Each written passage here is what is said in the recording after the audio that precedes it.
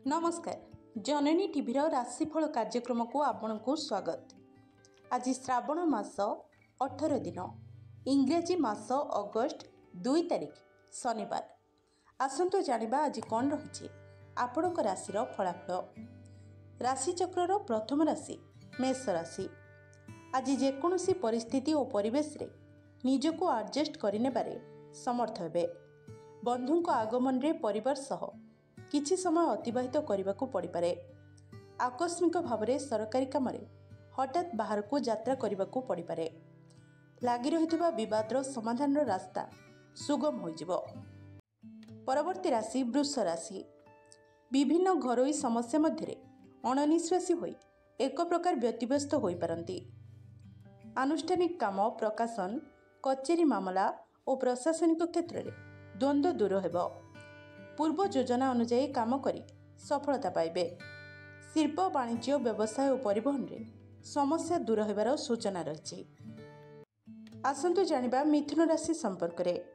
आज असुविधा वशतः केतेक गुरुत्वपूर्ण काम अटकी रहिथिबा जोगु अन्यमनस्क रहि पारंती। छोट कथा को केंद्र करी परिवार रे वितर्क सृष्टि हेबार संभावना रही। जानवाहन जमीजमा गृह सीमा माली मकदमा और आनुष्ठानिक कर्म रे समस्या लगी रहिबो। पड़ोशी सह एक सामान्य कारण संपर्क हानि घटिपारे। परवर्ती राशि कर्कट राशि। अर्थ और सम्मान लाभ रे गौरवान्वित मन करिवार सुजोग मिलिबो।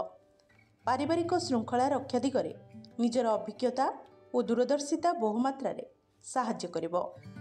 सभा समिति आनुष्ठानिक काम और धर्मानुष्ठान दिगरु प्रेरणा लाभ करिपारंती। मनोरंजन कार्यक्रम रे जोग दे प्रशंसित हो पारंती।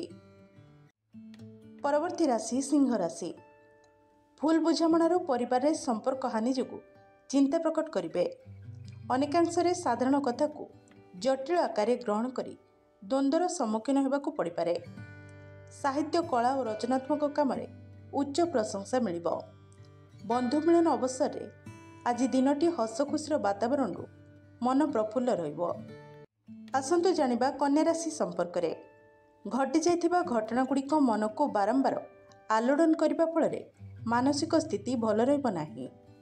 स्वार्थ साधन परिप्रेक्षी मित्र माने परोक्ष भाव शत्रुता आचरण करिपारंती। प्रतिद्वंदिता बढ़िबारु व्यवसाय रे मनांतर देखादेव। बंधुक सहायता रे टेंशन दूर हेबो और तीर्थाटन जोग रही। परवर्ती राशि तुला राशि। व्यवसाय रे क्षति जानवाहन आघात एवं बंधुवर्ग रे मनांतर आशंका रही। कर्मक्षेत्र में केतेक कार्य बहु कष्ट सफलता हासिल आशा कर जाइपारे। जमीजमा प्रभृति किणा बेकार सतर्क नहेले ठकामी पड़ पारती। संतान स्वास्थ्य और स्वभाव जोगु सामयिक विचलित हेबे। परवर्ती राशि बिच्छा राशि।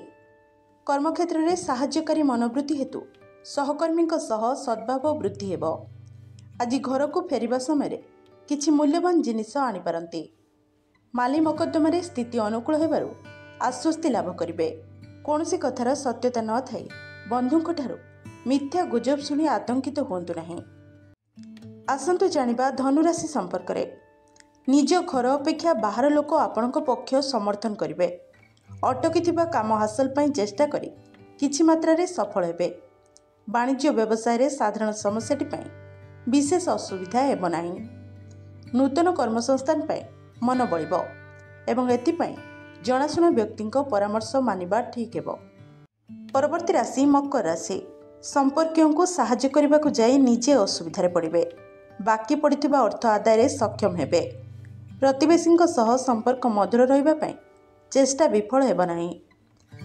व्यवसाय रे अन्यमानक आभ्यंतरीण व्यापार मुंड पुरांतु नाही, जहाँकि अଯଥା संपर्क को तिक्त करिपारे साहाय्य करिबो।